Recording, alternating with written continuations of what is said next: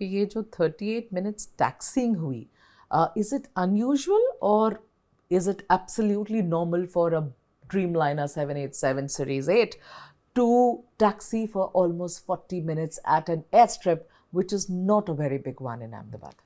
See, I will not use the liberty to say that it is unusual, but yes, airport जैसे आपने बताया Ahmedabad is not that big of an airport. उसमें एक ही runway है 0523. Taxi is not that much time consuming. But yes if I substantiate जो आप बात कर रहे हैं कि 38 मिनट्स की टैक्सी अगर अहमदाबाद एयरपोर्ट पे उन्होंने ली है तो there might be a possibility कि वहाँ पे उस समय ट्रैफिक हो, दोपहर के समय और बहुत लोकल फ्लाइट्स हो अलग अलग फ्लाइट्स की, तो उससे डिले भी हो सकता है।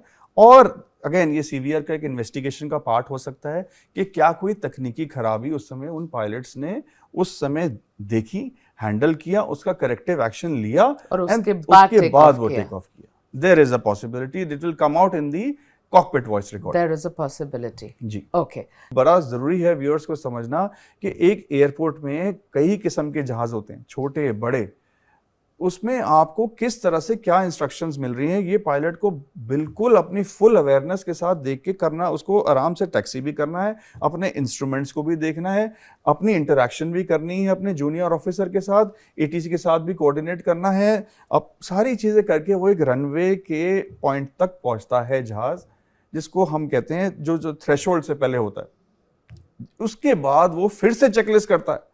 दैट इज द टाइम, इतनी सारी चीजों में ये पूरा टाइम कंज्यूमिंग एक्सरसाइज है। And the pilot again safety is Paramount. वो मैं बिल्कुल इस बात पे बड़े कॉन्फिडेंस के साथ ये बात कह सकता हूँ, the pilot will take all his time on the ground to do his complete his checklist, to then only he will say I am ready for takeoff.